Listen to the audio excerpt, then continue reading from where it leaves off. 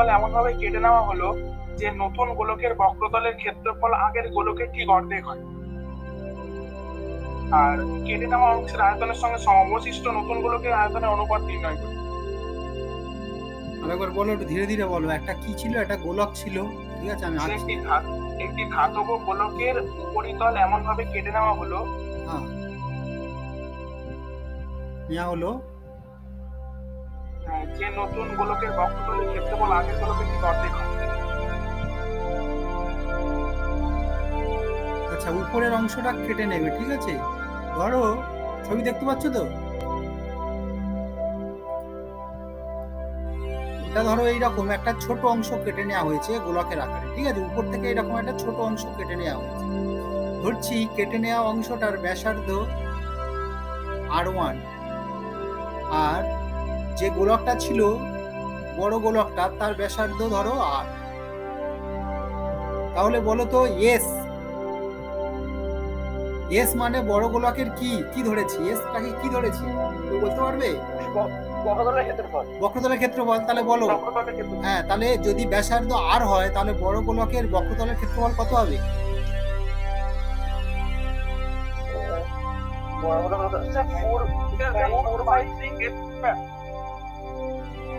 তাহলে এস হবে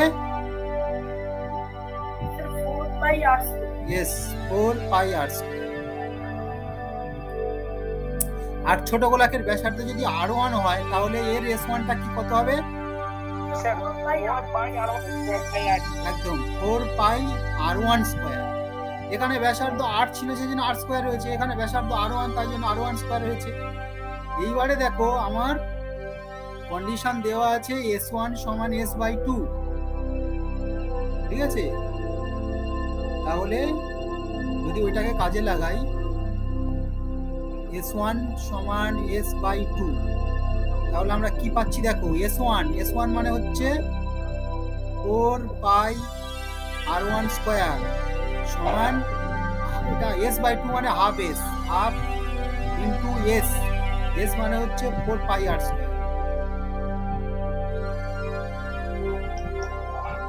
তাহলে দুদিক থেকে এই 4πটা কেটে চলে গেল, 4π কেটে চলে গেল। তাহলে কি পড়ে থাকবে? R²1 = half into R²। হ্যাঁ, তার মানে একদম R1² সমান হাফ R²। তাহলে এইবারে আমরা লাস্ট পার্টে যাচ্ছি। লাস্ট পার্ট মানে আমার যেটা বের করতে বলেছি।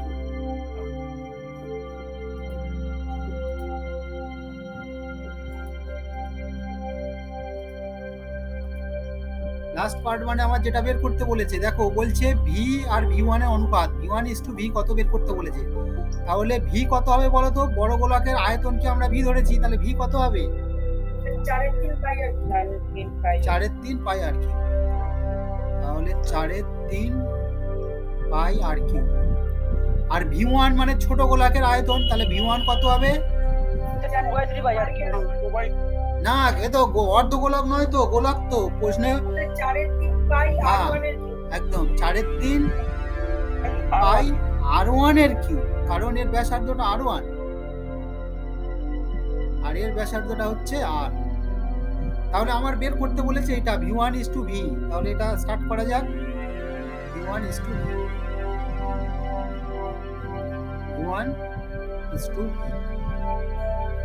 তাহলে V1 কি ছিল দেখো? V1 ছিল 4/3πr1 কি, বসিয়ে দাও। 4/3πr1 কি ইজ টু ভি ছিল দেখো 4/3πr²। তাহলে এটা বসিয়ে দাও 4/3πr²। এটাকে একটু সিম্পলিফাই করা যাক। দেখো, এই দুদিক থেকে হ্যাঁ 4/3π, এই যে 4/3π এই পার্টটা কেটে যাবে। তাহলে এদিকে পড়ে থাকবে কি R1 cube is to R cube. Is to R cube. এইবারে দেখো R1 এর ভ্যালুটা আমরা বের করে রেখেছি আগে, দেখো এই R1 স্কোয়ার মানে হাফ R স্কোয়ার, তাই তো? আচ্ছা, যদি দুদিকে স্কোয়ার করে দিতাম, বর্গমূল করে দিতাম, তাহলে কি হতো বলো তো? যদি দুদিকে বর্গমূল করে দিই তাহলে R1 স্কোয়ারের বর্গমূল হবে R1, হাফ নয় 1/√2 হয়ে যাবে না বর্গমূল করলে? রুট 1/2 আর স্কয়ার। হ্যাঁ 1 এর রুট তো 1, শুধু 2 এর রুটটা থাকবে 1/√2 আর স্কোয়ার কেন আর হবে, বর্গমূল করলাম, ঠিক আছে? এটা বোঝা গেল কি R1 স্কোয়ারের বর্গমূল R1, 1/2 এর বর্গমূল 1/√2 আর আর স্কোয়ারের বর্গমূল আর। তাহলে আমরা R1 এর মানটা পেয়ে নিই, মানে বের করে নিলাম R1 সমান 1/√2 আর। এটাকে আমরা বসাবো এখানে। তাহলে এখানে বসাচ্ছি, দেখো এখানে R1 কিউব, R1 মানে হচ্ছে 1/√2 আর, তাহলে তার কিউব, ঠিক আছে? R1 কিউব, তাহলে R1 মানে 1/√2 আর ছিল। আরে একবার দেখাচ্ছি, এই দেখো R1 মানে 1/√2 আর, এটাকে বসিয়ে দিলাম, R1 এর জায়গায় বসালাম 1/√2 আর, তাহলে কিউব ছিল কিউব, আর এদিকে আর কিউব ছিল আর কিউব। এইবারে দেখো এটাকে যদি আমরা কিউব করি তাহলে 1/√2 তিনবার গুণ করলে কি হবে 1/2√2, তাই তো? দুটো √2 গুণ করলে 2 আর আরেকটা √2 থাকবে আর আর কিউব। এইবারে দেখো দুদিক থেকে তোমার আর কিউবটা ক্যান্সেল হয়ে যাবে, আর কিউব ক্যান্সেল হয়ে যাবে। 1/2√2 is 1. তাহলে এখানে পড়ে থাকবে 1/2√2 is to 1। এবার আরো যদি সিম্পলিফাই করতে যাই 2√2 দিয়ে গুণ করে দিই, অনুপাতের দুটো পদে একই সংখ্যা দিয়ে গুণ করা যায়, তাহলে আমরা কি করছি এখানেও 2√2 দিয়ে গুণ করব আর এখানেও 2√2 দিয়ে গুণ করব। তাহলে যখন আমরা 2√2 দিয়ে গুণ করছি তখন দেখো এই 2√2 কেটে যাচ্ছে, তাহলে কি পড়ে থাকবে 1 is to, এদিকে 1 এর সাথে যা গুণ করবো তাই 2√2। বলছে একটা গোলক ছিল, বইতে যেমন ভাবে অ্যান্সারটা করেছে তাহলে এবারে ভাষাটা এইরকম হওয়া উচিত আর কি। একটা গোলক ছিল, উপরের অংশটা এমন ভাবে কেটে নিচ্ছে যাতে নিচের অংশটা গোলকেই থাকে। হ্যাঁ, উপরের অংশটা এমন ভাবে কেটে নিচ্ছে যাতে নিচের অংশটা গোলকেই থাকে। এইবারে এই যে নতুন গোলক মানে ওই যে কেটে নেওয়ার পরে যেটা পড়ে থাকবে সেই গোলকটাকেই বোঝাতে চাইছে, ঠিক আছে? এইবারে দেখো তাহলে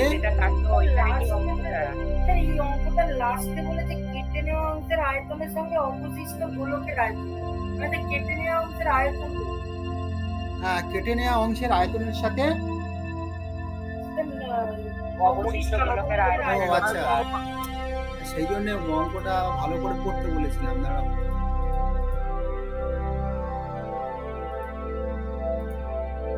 দেখো আমরা যেটা করেছি সেটা হচ্ছে কেটে নেওয়া অংশের সাথে পুরো গোলকের আয়তন, কিন্তু অঙ্কে এখন যা বুঝতে পারলাম তোমরা বলছো বের করতে বলেছে এই কেটে নেওয়া অংশের সাথে যে কেটে নেওয়ার পরে যে অবশিষ্ট অংশটা পড়ে আছে তার আয়তন। তার মানে হ্যাঁ ওই আর কি আয়তনের অনুপাত।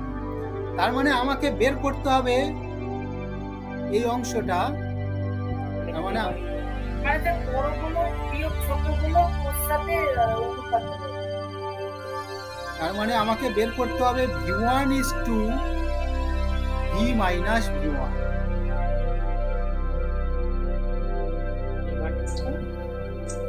এইটা বের করতে হবে। দেখো v1টা হচ্ছে নতুন গোলক আর অবশিষ্ট অংশ মানে v minus v1। পুরোটা যদি v হয় তার থেকে যদি v1 কেটে নিই তাহলে অবশিষ্ট কি পড়ে থাকবে v minus v1।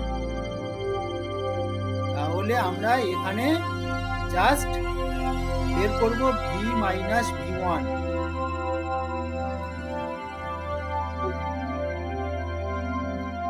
v V minus V one. তাহলে দেখো এইটা ছিল ভি মাইনাস ভি ওয়ান, মানে এটা বিয়োগ করে দেবো।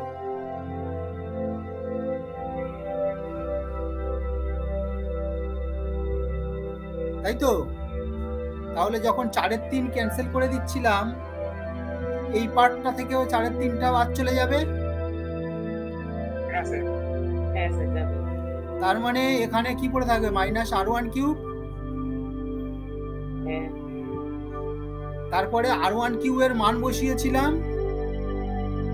R1 কিউবের মান হচ্ছে এই 1/√2 R এর 1/√2 R এর হোল কিউব। তার মানে এটা কিউব করলে হচ্ছিল এটা 1/2√2 R কিউব।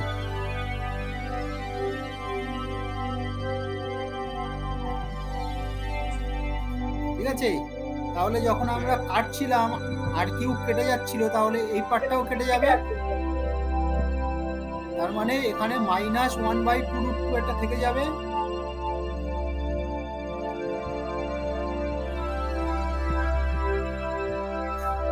এইবারে যখন আমরা 2√2 দিয়ে গুণ করেছিলাম, এই দেখো 2√2 দিয়ে গুণ করেছিলাম, তাহলে এখানেও 2√2 দিয়ে গুণ হবে।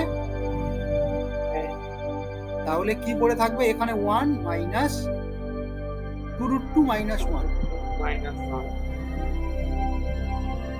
অ্যান্সারে 1 মাইনাস 2√2 দিয়েছে, ওটা হবে না। কেন হবে না বলছি, আমি লিখে নিই। স্যার ওটা উল্টালে হয়ে যাচ্ছে, মানে আগে ওটা করলে ভালো আছে। কিন্তু আগে মানে কোনটা? স্যার অবশিষ্ট। হ্যাঁ স্যার ওটা ভুল হয়েছে। না আমি বলছি, আমি লিখে নিই বলছি। তাহলে এখানে কি পড়ে থাকবে দেখো,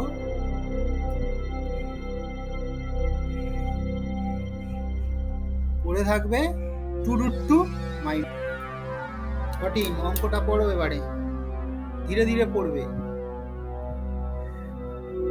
বলো। এটা নিরেট লোহার গোলককে গলিয়ে হ্যাঁ, একটা নিরেট লোহার গোলক আছে, ঠিক আছে? ধরো এটা হচ্ছে একটা একটা নিরেট লোহার গোলককে, হ্যাঁ, তারপরে গোলককে গলিয়ে 1 সেমি দৈর্ঘ্যের ব্যাসার্ধের কয়টি নিরেট গুলি তৈরি করা যাবে? বলছে গুলির অঙ্কটা। এটা 8 সেমি। হ্যাঁ, 8 সেমি দৈর্ঘ্যের ব্যাসার্ধের একটি গোলক। ক্যাপিটাল আর না স্মল আর? স্মল আর। ঠিক আছে। Sir 8 sir. ও 8, সরি 8, 8 এটা হচ্ছে 8 সেন্টিমিটার। বলছে এটাকে গলিয়ে, অ্যাকচুয়ালি কি আছে এর মধ্যে? ধাতু আছে, ঠিক আছে? গোলক হচ্ছে, এর মধ্যে ধাতু আছে, এটাকে গলিয়ে ফেলবে, তাহলে ধাতুগুলো বেরিয়ে গেল। এবারে ধাতুগুলো বের করে নিয়ে বলছে, এই ধাতুগুলো বের করে নিয়ে বলছে ছোট ছোট 1 সেন্টিমিটার ব্যাসের ছোট ছোট অনেকগুলো গোলক তৈরি করেছে। এরকম অনেকগুলো গোলক তৈরি করেছে। এখন প্রশ্ন হচ্ছে কটা গোলক তৈরি করেছে? প্রশ্ন হচ্ছে কটা গোলক তৈরি করে? এটা তো আগের দিন করিয়ে দিয়েছি, এটা তো আগের দিন করিয়ে। এরকম টাইপের একটা অঙ্ক হয়েছে। হ্যাঁ, এরকম টাইপের অঙ্ক হ্যাঁ, হয়েছিল। ওটাও 8। ওটাও আচ্ছা। তাহলে দেখো এই জায়গাটায় একটা ছিদ্র করা হয়েছে, আর এইদিকে একটা ছিদ্র করা হয়েছে। এই প্রত্যেকটা ছিদ্রের ব্যাসার্ধ বলেছে কত? 0.7 সেন্টিমিটার। 0.7।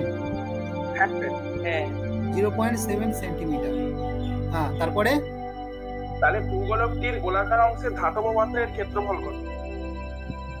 ভূগোলকটির গোলাকার অংশের ধাতব পাত্রের ক্ষেত্রফল কত?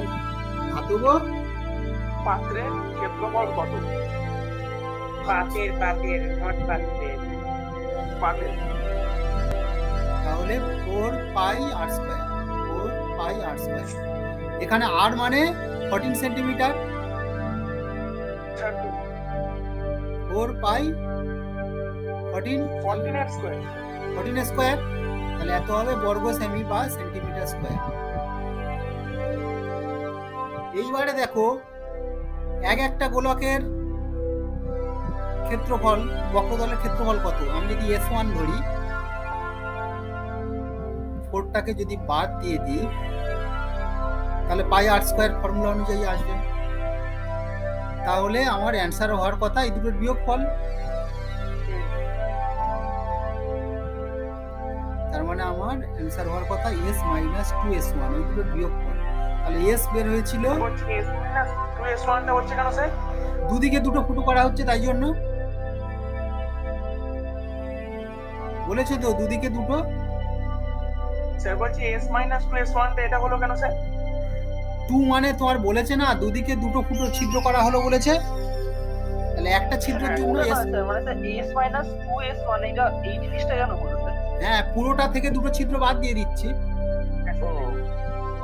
ঠিক আছে, পুরো অংশটা থেকে দুটো ছিদ্র বাদ দিয়ে দিচ্ছি, তাহলে অবশিষ্ট অংশটা পাওয়া যাবে। তাহলে S মানে হচ্ছে, পুরোটার ক্ষেত্রফল। হ্যাঁ তাহলে এই তো বের করে রেখেছি 4 পাই 14 স্কয়ার, 4 পাই আর আর মানে 14 ছিল 14, মাইনাস হচ্ছে এটা 2 পাই by 0.7 স্কয়ার। এখান থেকে 2 পাই কমন যাচ্ছে, আচ্ছা এটা 0.7 মানে 7 10 লেখা যায় তো, হ্যাঁ 4 পাই 14 স্কয়ার মাইনাস 2 পাই, 196 লেখা যাবে না? হ্যাঁ 196 লেখা যাবে না স্যার? হ্যাঁ লেখাও যায়, লিখে ক্যালকুলেট করো না, যে কোনো ভাবে করলে হলো। এটা 7 10 মানে লেখা যায় 14/20 লেখা যায় কি? হ্যাঁ স্যার। তাহলে এই 14 স্কয়ারটাকে কমন নিয়ে নেবো, সেই জন্য লিখলাম। তার মানে আমার কমন যাবে কি বলতো, 2 পাই 14 স্কয়ার কমন যাবে। স্যার বলছি ওটা তো 7 স্কয়ার হচ্ছে মানে তো 49 হওয়ার কথা স্যার, ওটা 14 হচ্ছে কেন? 49 হলে 49 বাই তোমার কত হবে, 1000 হয়ে স্যার। যাবে, সে কাটাকাটি করলে এটা আসবে। এটাকে আমি লিখেছি 7 10, 7 10 মানে 14/20 লেখা যায় না, উপর নিচে 2 গুণ করে দিলে। ক্যালকুলেশন নিজের ব্যাপার, নিজের মতো করবে। তাহলে 2 পাই 14 স্কয়ার রেখে দিই, তাহলে পড়ে থাকবে 1 মাইনাস 1 এর 400। কত অ্যান্সার আছে একটু বলো তো দেখি।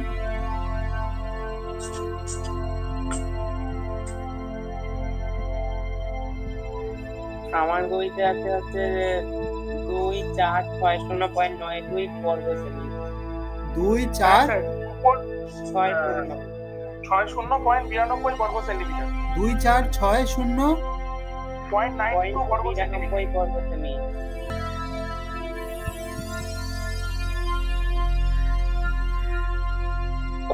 আচ্ছা 2460.92 আসছে, মানে প্রথম লাইনটা থেকে করেছিলাম মানগুলো বসছে, হ্যাঁ কত আসছে?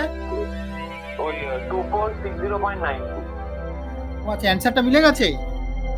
হ্যাঁ 2464 মাইনাস 3.08 ছিল ওখান থেকে। হ্যাঁ স্যার আমারও মিলে গেছে। তাহলে তো ঠিক আছে, তো যে লাইন থেকেই ক্যালকুলেশন করো না কেন, তো যদি একজনের এসে যায় তাহলে ঠিক আছে। স্যার আমি একটা নিরেট গোলকের বক্রতলের ক্ষেত্রফল S।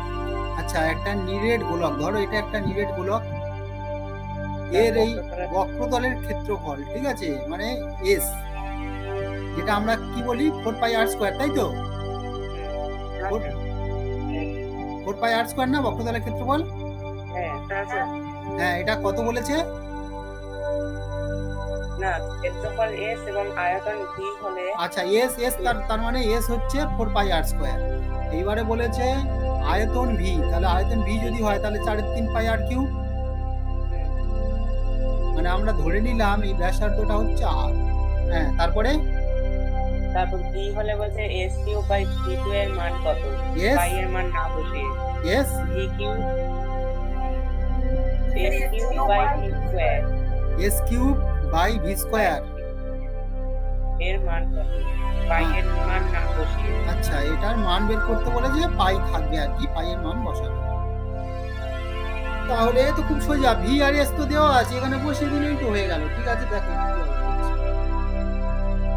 36 পাই। না 36 পাই। হ্যাঁ হবে হয়তো, দেখো তাহলে যেটা বের করতে বলেছে দেখো S cube by V square. তাহলে এস মানে হচ্ছে 4 পাই আর স্কয়ার, তাহলে তার কিউব এস কিউব, এস বসিয়ে দিলাম তাহলে কিউবটা থাকবে বাই ভি স্কয়ার, তাহলে ভিটা বসাও 4/3 পাই আর কিউব, তাহলে তার স্কয়ার থাকবে। এইবারে কিউব মানে কি 3 বার করে গুণ, তাহলে প্রথমে দেখো 4 কে 3 বার গুণ করলে হবে 64 64 পাই 3 বার গুণ করলে হবে পাই কিউব পাই কিউব আর 6 ইনটু আর স্কয়ার 3 বার গুণ করলে হবে r টু দি পাওয়ার আর 6। 6 নিচে দেখো 4/3 3 বার গুণ করলে হবে 64 বাই 16/27 27। তারপরে পাই 3 বার সরি 4/3 দুবার গুণ নট 3 বার, দুবার। স্যার 16/9 16/9 হ্যাঁ 16/9 তারপরে পাই স্কয়ার তারপরে r6 আর 6 হ্যাঁ 4/3 দুবার গুণ করলে 4 4 16 16/9 by 3 3 9 into pi pi square. দুবার গুণ করলে হবে পাই স্কয়ার, আর r6 আর কিউ দুবার গুণ করলে হবে r টু দি পাওয়ার 6। এখানে এইবারে এই দেখো r টু দি পাওয়ার 6 কেটে দাও উপর নিচে, এই পাই কিউ আর পাই স্কয়ার গুণ করলে উপরে একটা পাই থাকবে না? পাই টু দি পাওয়ার 1 হ্যাঁ পাই টু দি পাওয়ার 1 মানে পাই। আর এখানে দেখো 16 আর 64 কাটলে 4 থাকবে না? 4 16 64 তো? হ্যাঁ হ্যাঁ এবারে 9টা ভাগ মানে উল্টে গুণ হয়। 9 উপরে নিচে 4 তাহলে দেখো উপরে কি ছিল আগে বসাও, 4 ছিল, এখানে পাই ছিল, পাই ছিল, এখানে কিছু নেই 1, আর নিচে দেখো এই 9টা উপরে উঠে যাবে অ্যাকচুয়ালি, মানে স্যার 36 পাই হবে। আর নিচে দেখো আর কিছু থাকবে না, সব 1, তার মানে 36 পাই। হ্যাঁ এটা এইরকম একটা অঙ্ক আগের দিন করে দিয়েছিলাম। দেখো ব্যাসার্ধ আমি ধরছি আর, তাহলে আর কে আমরা কি করব বাড়িয়ে দেবো 50%, তাহলে একটু বড় হয়ে যাবে, একটু বড় হয়ে যাবে, ধরছি আমরা ক্যাপিটাল আর। হ্যাঁ বাড়িয়ে দিলে বক্রতলের ক্ষেত্রফল শতকরা কত বৃদ্ধি পায় তা লিখুন। হ্যাঁ তাহলে এখানে বক্রতল ধরলাম ছিল স্মল এস ধরলাম, আর এখানে ধরলাম ক্যাপিটাল এস, ধরলাম এর ব্যাসার্ধ স্মল আর, এর ক্যাপিটাল আর এর স্মল এস, এর ক্যাপিটাল এস তোমার বক্রতলের ক্ষেত্রফল। তাহলে ওটা একটু বোঝান তো, প্রথমে ওই ব্যাসার্ধটা আর লিখলেন হ্যাঁ আর নিচে ওটা আর একটা কেন আর এটা হচ্ছে তোমার বক্রতলটা লিখেছি, এস সারফেস এরিয়া এস বক্রতল, তাহলে বক্রতলের ক্ষেত্রফলের সূত্র কি 4 পাই আর স্কয়ার। আর এই বড় গোলকটার ক্ষেত্রে কি হবে 4 পাই, হ্যাঁ বড় আর স্কয়ার, ঠিক আছে। এবারে অঙ্ক বলে দিয়েছে এই ক্যাপিটাল আরটা কি করে পেলাম, এই স্মল আরটাকে 50% বাড়িয়ে। তাহলে প্রশ্নানুযায়ী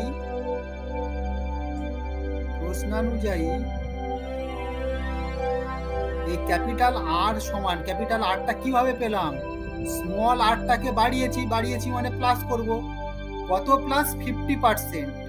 স্যার আর ইজ 50/100 হ্যাঁ এই 50% মানে 50/100, আর প্লাস r/2 তাহলে আর প্লাস এই 50 আর 100,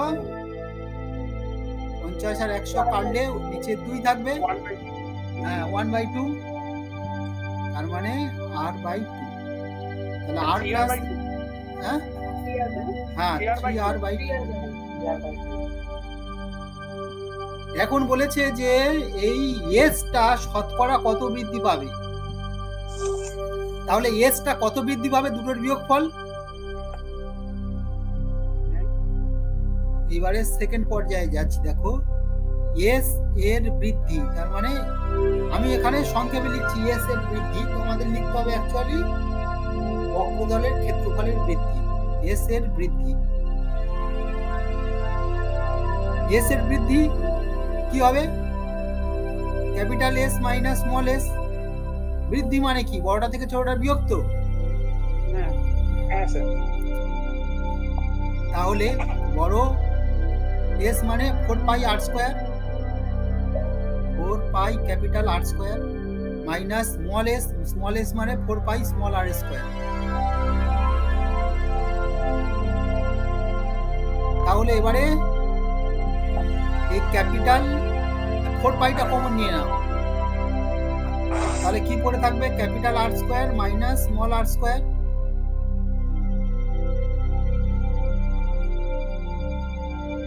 তাহলে এই ক্যাপিটাল আর এর মান দেখো, ক্যাপিটাল আর এর মান হচ্ছে 3r/2, বসিয়ে দিলাম।